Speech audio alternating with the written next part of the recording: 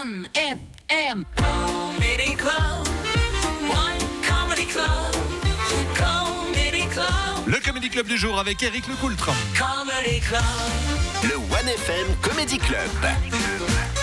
Bonjour Eric, comment vas-tu? Salut, ça va très bien. Aujourd'hui, on va parler de cinéma, de cinoche, de salles obscures, du 7e art, puisqu'en ce moment a lieu la 78e édition du Festival de Cannes. Et j'ai envie de débuter cette chronique par un petit quiz. Savez-vous dans quelle ville a eu lieu la toute première édition?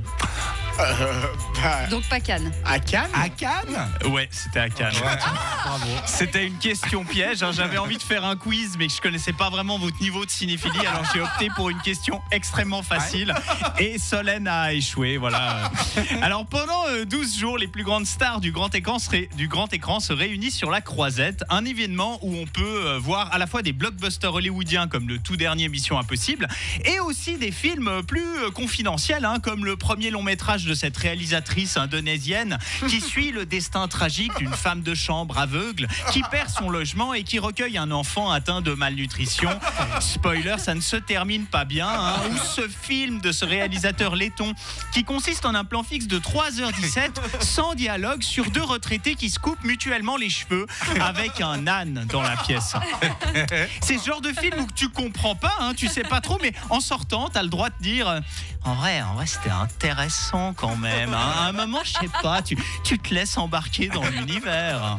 Mais que serait le Festival de Cannes sans son tapis rouge? Est-ce que vous saviez que ce fameux tapis rouge, avant 2021, était remplacé 3 fois par jour pour garantir une propreté irréprochable? Après chaque séance, le festival s'en débarrassait. Comme si tu balançais ton ordi à chaque fois que tu envoyais un mail. Ça n'a aucun sens. La légende raconte que le type qui a préconisé une fois d'utiliser un aspirateur a été emprisonné 3 mois au sous-sol avec l'acteur François Cluzet pour le sermonner. Mais enfin, mon gars, mais le cinéma français a besoin de ce tapis rouge. Enfin, mais tu m'énerves, j'ai envie de te péter la gueule, mon gars, mais tu comprends ou quoi? Je sais pas si je le fais bien, celle-là. Cette année, de nouvelles règles ont été instaurées d'ailleurs sur le tapis rouge, comme l'interdiction des robes avec de longues traînes et aussi la nudité. Je sais pas si vous avez vu ça.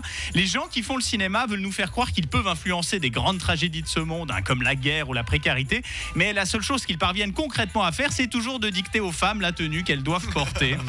Et si la nudité est désormais interdite, on peut quand même être à poil à Cannes, car depuis 2001, le festival remet chaque année la Palme Dog, un classique qui couronne la plus belle performance d'un chien dans un film, une récompense que notamment reçue par le chien de The Artist en 2011 ou celui d'Anatomie d'une chute en 2023. Est-ce qu'il y aura bientôt des tournées promo pour les canins?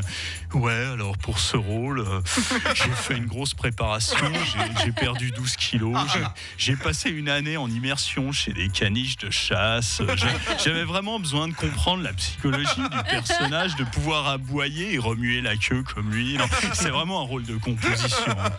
Et il faut imaginer évidemment ensuite ces chiens qui se font des rails de coke pour pouvoir gérer la pression. C'est aussi ça la magie du cinéma. Merci et à la prochaine. Bravo Eric Lecoultre.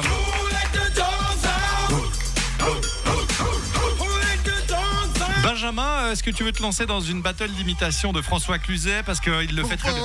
C'est le seul que je sais faire, merde. Ah oui, tu le fais bien. Réplique culte? Mais enfin, je suis quand même le parrain de ton fils. Ouais. Bien évidemment. Mais tu fais quoi là? Merci le Palmacho d'ailleurs. Oui. C'est efficace.